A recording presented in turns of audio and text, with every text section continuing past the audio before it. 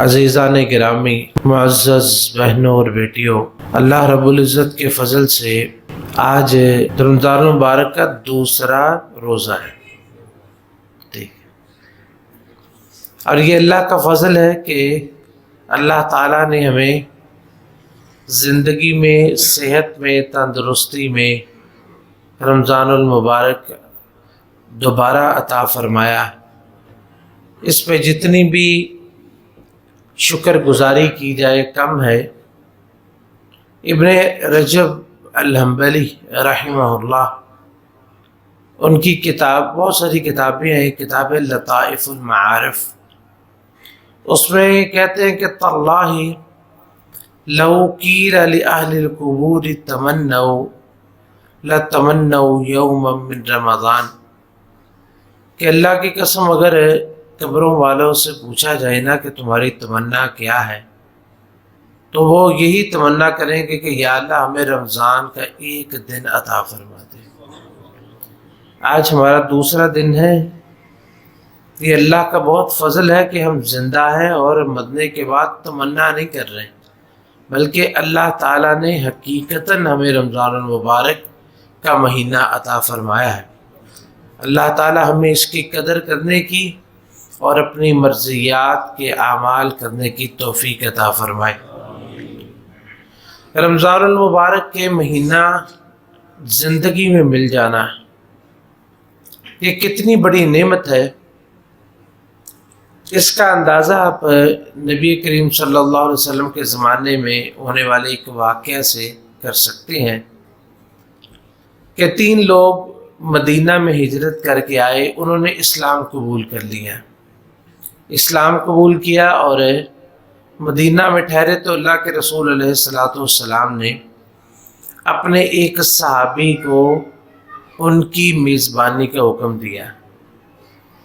تو وہ تینوں آدمی جو تھے، تینوں مسلمان، تینوں صحابی، وہ ان کے پاس ٹھہر گئے۔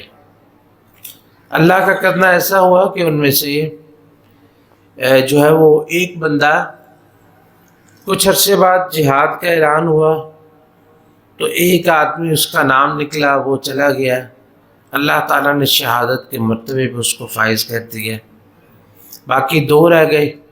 کچھ عرصے کے بعد پھر اعلان ہوا تو ان دونوں میں سے انہوں نے بھی اپنے نام پیش کیے، ان میں سے ایک کا نام نکلا، وہ جو ہے وہ جہاد کے لیے نکلا، تو اللہ تعالیٰ نے اسے بھی شہادت سے سرفراز کیا، اور ایک آدمی بقایا رہ گیا ان میں سے 3۔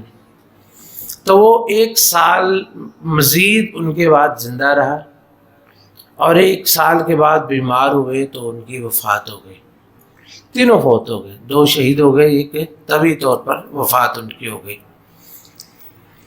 تو وہ جو ان کے میزبان تھے نا، وہ ان کے بڑے دوست تھے، چونکہ ایمان کا تعلق تھا، ان کو یاد کرتے رہتے کہ ہمارے بڑے اچھے دوست تھے۔ تینوں فوت ہو گئے، تینوں اللہ کے پاس چلے گئے۔ ان کو اللہ تعالیٰ نے ایک خواب دکھلایا۔ یہ خواب حجت نہیں ہوتی، لیکن یہ اللہ کے رسول علیہ السلام کی اس پہ مہر لگ جائے تو پھر حجت ہوتی ہے۔ تو اللہ کے رسول علیہ السلام کو انہوں نے خواب بتلایا، کہتے ہیں جی میں نے یہ خواب دیکھا ہے، اور میں پریشان اس خواب کی تعبیر سے۔ خواب یہ دیکھا کہ جو تینوں ساتھی تھی، تینوں جنت میں چلے گئے، لیکن جو سب سے آخر میں فوت ہوئے مدینہ میں، وہ جنت میں ان تینوں میں سب سے اونچے درجے پہ، اور جو دوسرے نمبر پہ ہے وہ اس سے نیچے، اور جو سب سے پہلے شہید ہو گئے وہ سب سے نیچے، یعنی ہے جنت میں لیکن سب سے اونچا درجہ اس کا ہے۔ پھر دوسرے کے، پھر تیسرے، کہتے ہیں میں حیران ہوں کہ انہوں نے شہادت کی موت پائی، اور اس کو ایک طبی طور پہ، ایک بیماری کے ساتھ طبی طور پہ ان کی وفات ہوئی، تو یہ جنت میں اوپر والے درجے میں کیسے چلے گئے؟ تو اللہ کے رسول علیہ السلام نے ان کے خواب کی تصدیق فرمائی، اور آپ نے فرمایا کہ الیس قد صام بعدہ رمضان، کہ جو شخص بعد میں فوت ہوا اس کی زندگی میں ایک رمضان نہیں آیا تھا، اس نے اس رمضان کے روزے رکھے تھے۔ وصلی 6000 رکعہ، اور اس نے 6000 کے قریب رکعتیں نماز بھی اس کے بعد پڑھی ہیں۔ وقضا اور اسی طرح یعنی اتنی رکعتیں پڑھی اور اتنے اس نے نیک اعمال کیے، اس لیے اس کا مقام جنت میں سب سے اونچا چلا گیا، یعنی کہ ایک طبی وفات ہوئی، لیکن چونکہ رمضان المبارک اللہ نے اس کو نصیب کر دیا، اس کے لیے اس کا مرتبہ سب سے اونچا چلا گیا۔ تو یہ ہمیں بھی اس رمضان کی قدر کرنی چاہیے کہ یہ زندگی میں ہمارے پاس آیا ہے تو ہم بھی اس پہ عمل کر کے پچھلے لوگوں سے آگے چلے جائیں، جو لوگ پہلے ہم سے گزر گئے ہم ان سے جنت میں آگے چلیں، اور دوسرے لوگوں سے اپنے مراتب میں جو ہے وہ جنت میں اونچے مرتبے حاصل کریں۔ تو یہ کیسے ممکن ہے؟ رمضان المبارک سے ہم کس طرح زیادہ سے زیادہ فائدہ اٹھا سکتے ہیں؟ تو اس پہ ہم انشاءاللہ العزیز چند جو ہے وہ نکات آپ کے سامنے رکھیں گے۔ اللہ تعالیٰ ہمیں ٹھیک بیان کرنے کی اور اس پر عمل کرنے کی توفیق نصیب فرمائے۔ یہ سب سے پہلے یہ بات ذہن میں رکھیں کہ رمضان المبارک جو ہے یہ صرف روزے نہیں ہے، بلکہ یہ ایک پورا مہینہ جو ہے یہ مختلف عبادات کے لیے ہے، کیونکہ روزہ تو دن میں ہے، راتیں اس کی لیلۃ القدر تو رات میں آتی ہے، اور بہت ساری چیزیں جو ہے بہت سارے اعمال ہم ذکر کریں کہ جن کا تعلق روزے سے نہیں ہے۔ اچھا، بعض لوگ ہم نے دیکھا ہے کہ وہ بیمار ہوتے ہیں یا روزہ رکھنے سے معذور ہوتے ہیں، تو یہ سمجھتے ہیں جی کہ ہمارا تو روزہ گیا، ہمارا تو ہمارے لیے تو رمضان ہی نہیں ہے، ہم رمضان سے فائدہ کیسے اٹھا سکتے ہو؟ نہ وہ اٹھاتے ہیں، کیونکہ یہ سمجھ گئے کہ ہم تو روزہ ہی نہیں رکھتے۔ اور اسی طرح جو خواتین ان کے لیے کوئی خاص ایام جن میں روزے نہیں رکھتی، تو وہ ان میں بڑی کوتاہی اور غفلت کرتی ہیں کہ جی ہم نے تو روزہ ہی نہیں رکھا ہوا، لیکن دوسرے کام تھوڑے ہیں کرنے والے، ہم سارے ذکر کریں کہ ان میں سے جو کر سکتے وہ تو کریں۔ اس لیے رمضان المبارک جو سب لوگ ہم آپ سب جس فائدہ حاصل کرنا ہے، تو سب سے پہلے طریقہ یہ ہے کہ سب سے پہلی چیز کہ جو چیزیں اللہ رب العزت نے ہم پر فرض کی ہے نا، ہم ان کا اہتمام کریں، فرائض کا اہتمام سب سے پہلے۔ جیسے کہ اسلام قبول کرنے کے بعد پہلے فریضہ کون سا ہوتا ہے؟ نماز کا فرض ہوتا ہے۔ اللہ کے رسول علیہ الصلوۃ والسلام فرماتے ہیں وَمَا تَقَرَّبَ إِلَيَّ عَبْدِي بِشَيْءٍ أَحَبُّ إِلَيَّ مِمَّا افْتَرَضْتُهُ عَلَيْهِ مِمَّا افْتَرَضْتُهُ عَلَيْهِ کہ کوئی بندہ میرے قریب ہونا چاہتا ہے نا، اللہ تعالیٰ فرماتے ہیں تو وہ میرے فرائض پر عمل کرے، سب سے زیادہ فریضوں پر عمل کرنے سے وہ میرے قریب ہوگا۔ یعنی جو چیزیں اللہ نے فرض کی ہیں ان فرائض کا اہتمام کرو، سب سے پہلے ان کا۔ اور ان فرائض میں سے میں نے ذکر کیا سب نے نماز، اور مردوں کے لیے اللہ تعالیٰ نے نماز باجماعت رکھی ہے، اور اس کے لیے کتنا اجر کتنا ثواب ہے۔ ایک دن میں 5 نمازیں کم از کم آتی ہیں، جن کے بارے میں نبی علیہ السلام نے فرمایا کہ صلاۃ الرجل فی جماعت تضعف علی صلاته فی بیتہ وفی سوقہ 25 ضعفا، کہ باجماعت نماز جو ہے وہ گھر میں پڑھی گئی، بازار میں پڑھی گئی نماز سے 25 گنا اس کا اجر زیادہ ہوتا ہے، اور بعض میں 27 گنا زیادہ کا اجر آتا ہے۔ وذلک انہ اذا توضأ، اس کی تفصیل یہ ہے کہ جب وہ وضو کرتا ہے فاحسن الوضوء، پھر اچھے طریقے سے وضو کر کے نماز پڑھنے کے لیے نکلتا ہے، لا یخرجہ الا الصلاۃ، وہ صرف نماز کی نیت سے نکلتا ہے، لم یخط خطوۃ الا رفعت له بها درجہ وحط عنہ بها خطیئہ، قدم اس کا زمین پہ پڑتا ہے لیکن ہر قدم کے بدلے میں جنت میں اس کا ایک درجہ بلند ہو جاتا ہے۔ اور دیکھیں انسان جب قدم ایک دفعہ اٹھا کے پھر زمین پہ رکھتا ہے نا، یہ جب اٹھایا اوپر تو جنت کا درجہ بلند ہو گیا، جب زمین پہ رکھا تو اللہ نے ایک گناہ معاف کر دیا۔ ایک قدم کے بدلے میں جنت کا ایک درجہ ملا اور ایک گناہ جو ہے وہ ختم ہو گیا۔ اور اسی طرح فَإِذَا صَلَّى لَمْ تَزَلِ الْمَلَائِكَةُ تُصَلِّي عَلَيْهِ، نماز پڑھ کے بیٹھا ہے، فرشتے اس کے لیے دعائیں کر رہے ہیں۔ مَا دَامَ فِي مُصَلَّاهُ مَا لَمْ يُحْدِثْ، جب تک وضو کی حالت میں اپنی جگہ پہ بیٹھا ہے فرشتے اس کے لیے دعائیں کرتے رہتے ہیں۔ اللہم صلی علیہ، اے اللہ اپنی رحمتیں اس پہ نازل فرما، اللہم ارحمہ، اللہ اس کو رحم فرما۔ یہ کس کے حکم سے کرتے ہیں؟ اللہ کے حکم سے یہ اس کے لیے دعائیں کرتے ہیں۔ وَلَا يَزَالُ فِي صَلَاةٍ مَنْ انتظر الصَّلَاةَ، نماز سے پہلے اگر آ کے بیٹھ گیا ہے تو جب تک بیٹھا ہے اس کی نماز شروع، اس کا میٹر شروع ہو گیا ہے۔ اس کی نماز جماعت پیچھے آدھے گھنٹے بعد ہونی ہے، لیکن اس کی نماز شروع ہے۔ اور اسی طرح نبی علیہ الصلوۃ والسلام نے فرمایا کہ حضرت عثمان رضی اللہ تعالیٰ عنہ روایت کرتے کہ من توضع فاسبغ الوضوء ثم مشى الى صلاة مکتوبہ فصلاها مع الامام غفر له ذنبه، کہ جس نے اچھے طریقے سے وضو کیا پھر وہ مسجد نماز پڑھنے کے لیے گیا، مشا یعنی پیدل گیا، فرض نماز پڑھنے کے لیے، نماز امام کے ساتھ پڑھے گا تو اللہ تعالیٰ اس کے گناہوں کو معاف فرما دیتے ہیں۔ تو اس لیے سعید ابن المسیب سید التابعین ان کو کہا جاتا ہے، فرماتے ہیں کہ من حافظ علی الصلوات الخمس فی جماعت فقد ملأ البر والبحر عبادہ، کہ جس شخص نے ایک دن میں 5 نمازیں باجماعت پڑھ لی وہ سمجھے سمندروں کو اور خشکی کو اس نے اپنی نیکیوں سے بدل لیا ہے۔ جس نے 5 نمازیں ایک دن میں باجماعت پڑھ لی۔ تو بعض لوگ ایسا کرتے ہیں کہ وہ سب سے پہلے ان کو کوئی ضرورت ہوتی ہے، کوئی ایسا وقت آتا ہے تو وہ نوافل کی طرف جاتے ہیں، مثلا قیام اللیل وغیرہ یہ وہ، لیکن فرائض میں غفلت کر جاتے ہیں۔ فرائض سب سے پہلے فرائض، یعنی عمارت آپ کھڑی کریں اس کے بعد اس کے تزئین و آرائش کریں۔ اگر آپ تزئین و آرائش ویسے ہی کرنی شروع کر دیں کہ فرش پہ رکھیں، اس کا کوئی فائدہ ہے نہیں۔ جب وہ عمارت کھڑی ہوگی تو اس کی آرائش، زیبائش، تزئین اور اس کا حسن و جمال، اس کا فائدہ تب ہے۔ حضرت عمر رضی اللہ تعالی عنہ اپنے دور خلافت میں نماز پڑھ کے فوراً پیچھے لوگوں کو دیکھتے کون ہے کون نہیں۔ ایک تابعی تھے سلیمان ابن ابی حثمہ، بڑے جلیل قدر تابعی، بڑے نیک آدمی تھے۔ حضرت عمر رضی اللہ تعالیٰ نے ایک دفعہ دیکھا فجر کی نماز میں وہ موجود نہیں ہے، تو وہ نماز سے فارغ ہو کے بازار جا رہے تھے تو رستے میں ان کا گھر آ گیا ہے۔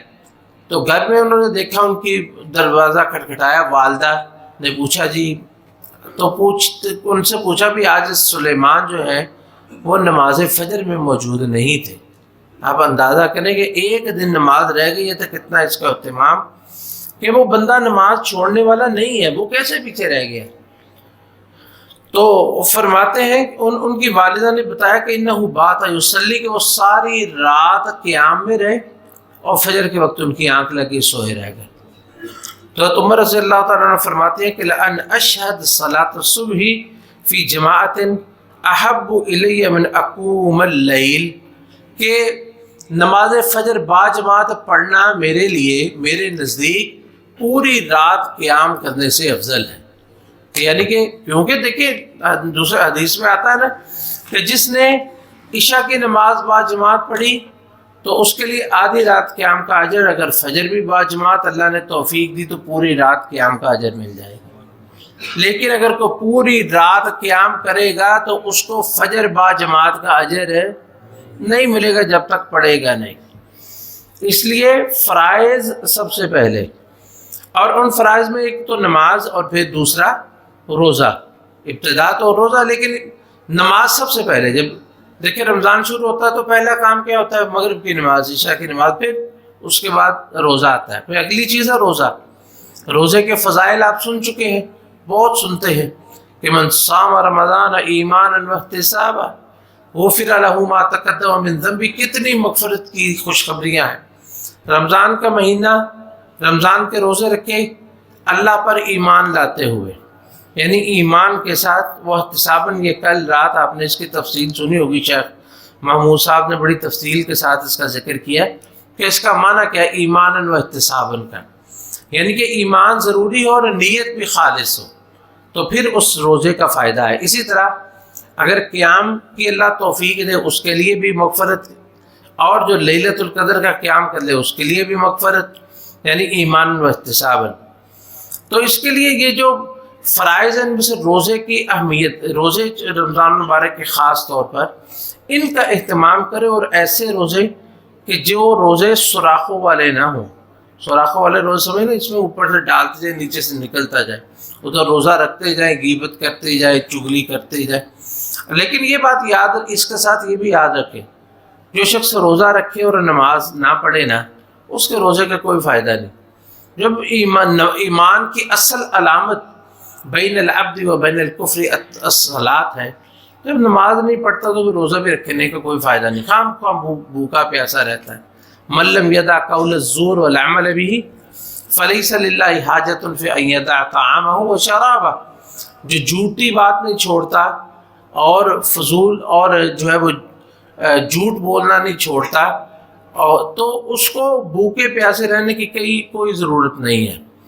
تو اس لیے اپنے روزے جو ہیں، روزہ بہت بڑی عبادت ہے. ہم نے جیسے کہ ابھی ذکر کیا ہے کہ نبی علیہ السلام نے فرمایا ایک صحابی کو کہ علیک بالصوم فإنہ لا مثل لہ، کہ تم روزے کا اہتمام کرو، روزے جیسی کوئی بھی عبادت نہیں ہے، یہ بے مثل عبادت ہے، کوئی عبادت اس طرح کی کوئی عبادت نہیں ہے.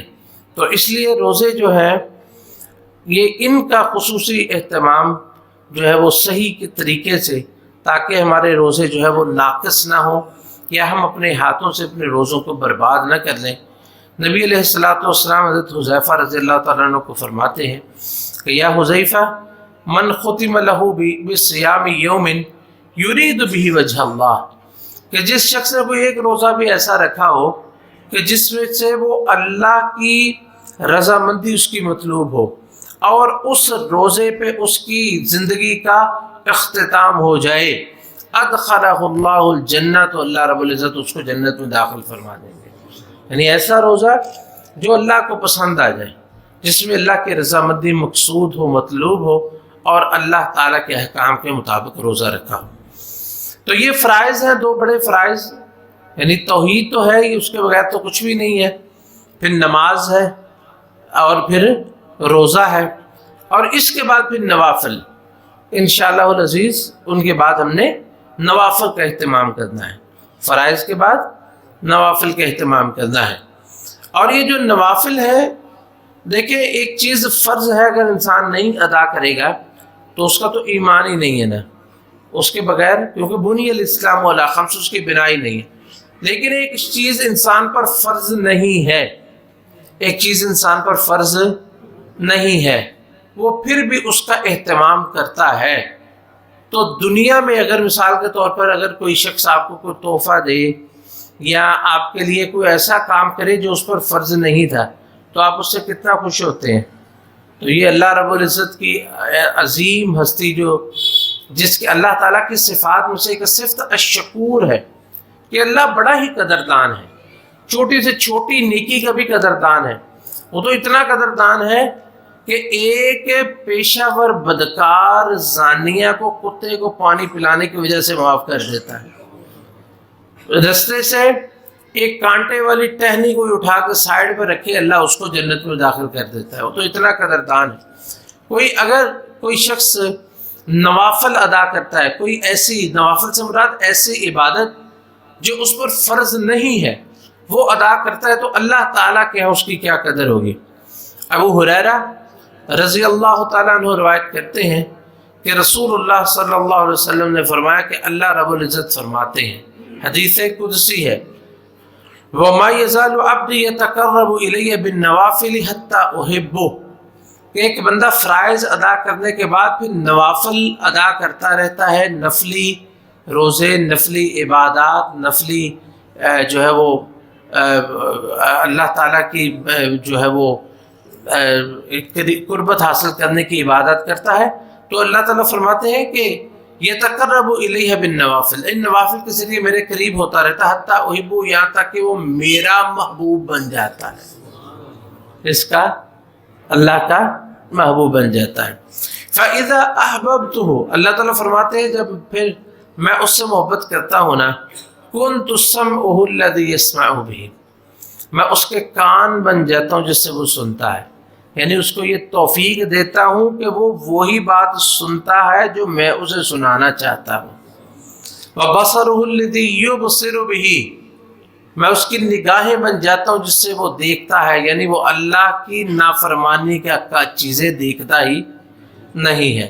وَيَدُهُ الَّذِي يَبْطِشُ بِهِ، میں اس کا ہاتھ بن جاتا ہوں جس سے وہ کوئی چیز پکڑتا ہے تو اپنے ہاتھ کو حرام پہ لگاتا ہی نہیں ہے۔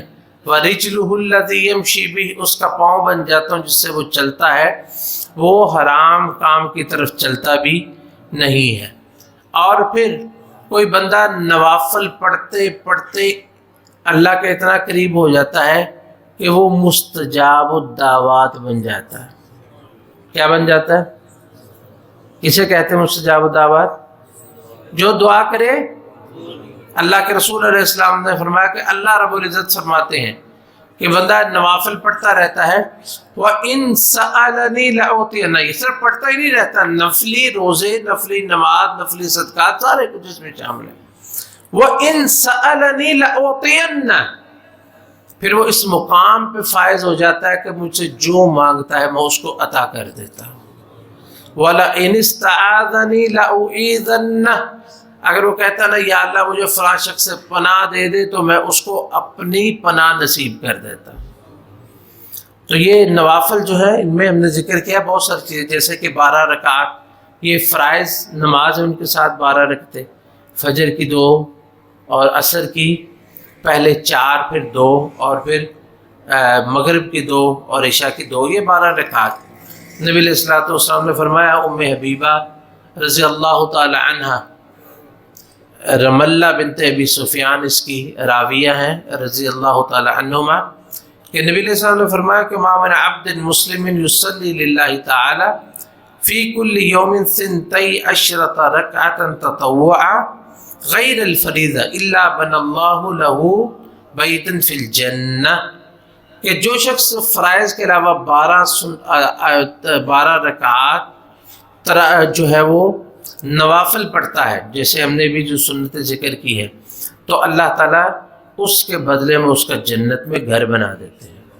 اور ان رکعات میں خصوصی طور پر جو فجر کی سنتیں انہیں پہلے ادا کرنا، جن کے بارے میں نبی علیہ السلام نے فرمایا کہ رکعتا الفجر خیر من الدنیا وما فیہا، جو فجر کی 2 رکعتیں ہیں نا، تو علماء فرماتے ہیں اس سے مراد یہ جو پہلی سنتیں ہیں یہ دنیا اور اس کے تمام خزانوں سے افضل ہے اور بہتر ہے۔ اس کے بعد اگر کوئی شخص ظہر کی پہلی 4 پڑھتا ہے اور بعد میں بھی 4 پڑھتا ہے تو نبی علیہ الصلوۃ والسلام نے فرمایا کہ من صلی قبل الظہر 4 وبعدها 4 حرمہ اللہ علی النار، کہ جو شخص ظہر سے پہلے بھی 4 پڑھے بعد میں بھی 4 ہی پڑھ لے، اللہ تعالیٰ ایسے شخص کو جہنم کی آگ پہ حرام کر دیتا ہے۔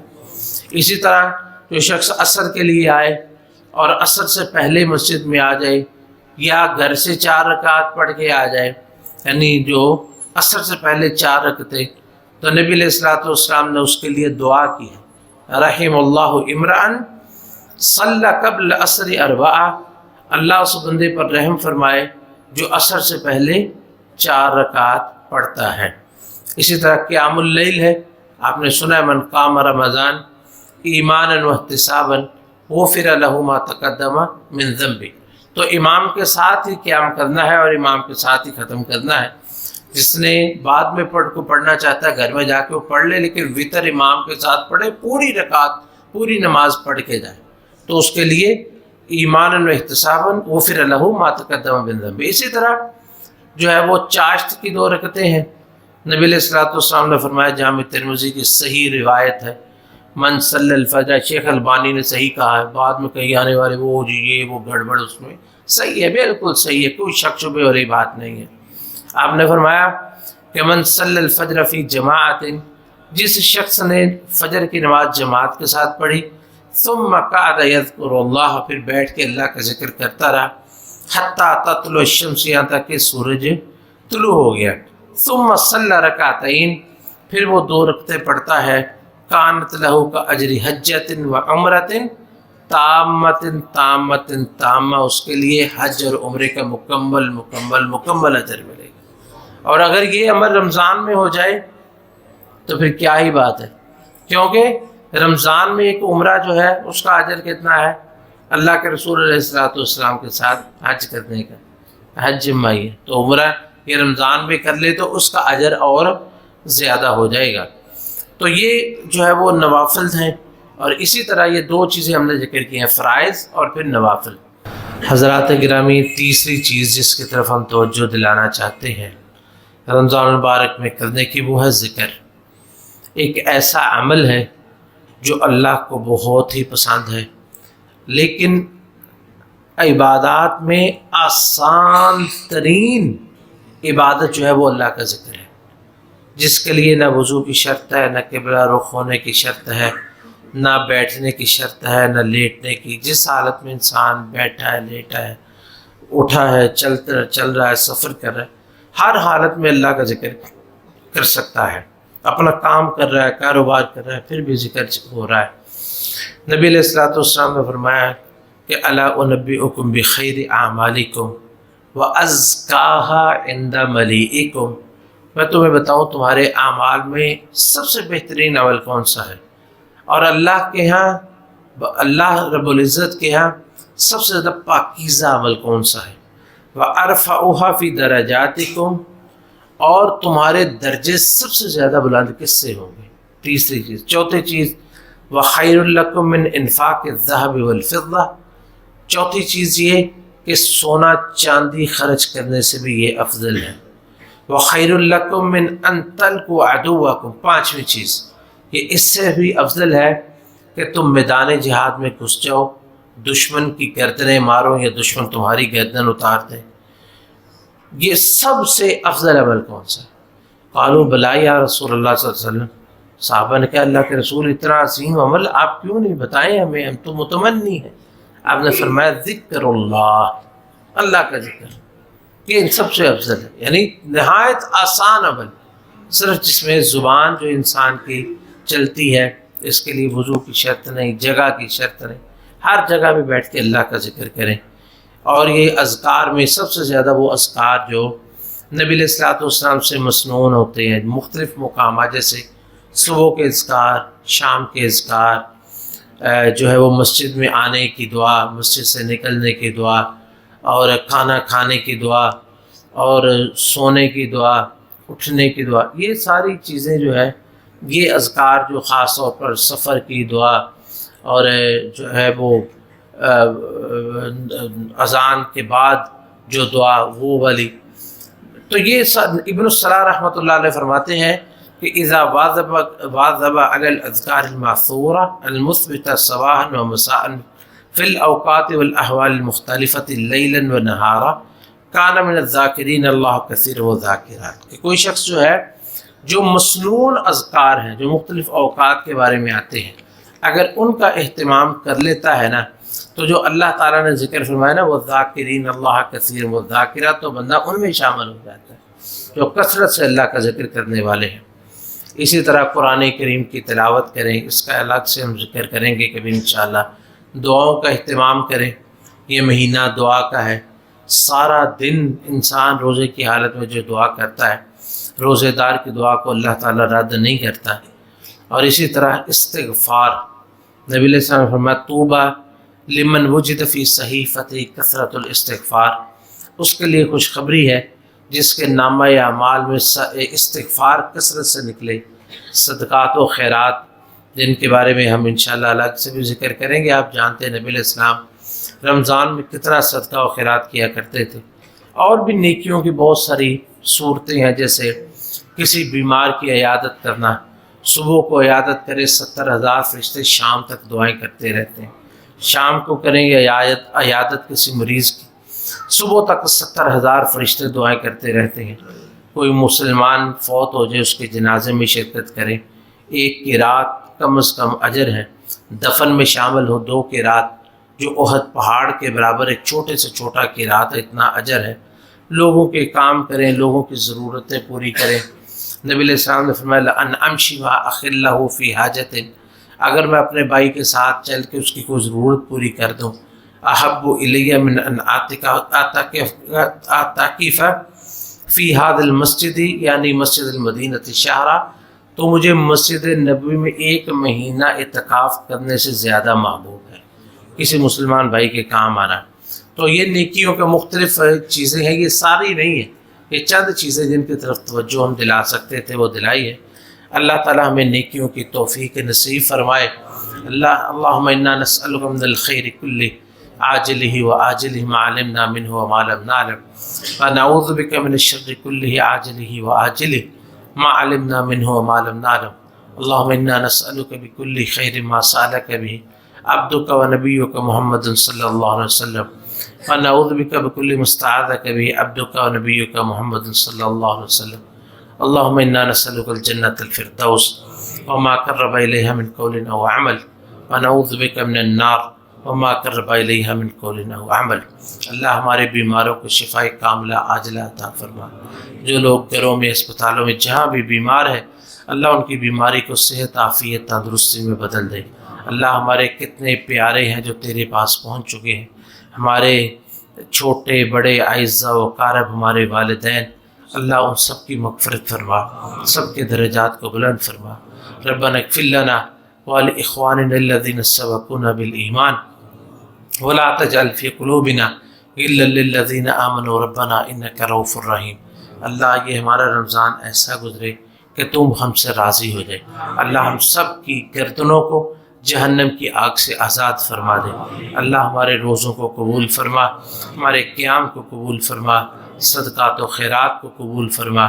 چھوٹی موٹی جو بھی عبادتیں کرتے ہیں اللہ اس کو شرف قبولیت عطا فرما. اللہ ہر نیکی سے حصہ عطا فرما، ہر برائی سے اللہ ہم سب کو محفوظ فرما. اللہ ہماری اصلاح فرما، ہمارے بچوں کی اصلاح فرما، عورتوں کی، مردوں کی، بچوں کی، بوڑھوں کی، سب کی اللہ اصلاح فرما. نیکی پہ ہمیں قائم دائم رکھ.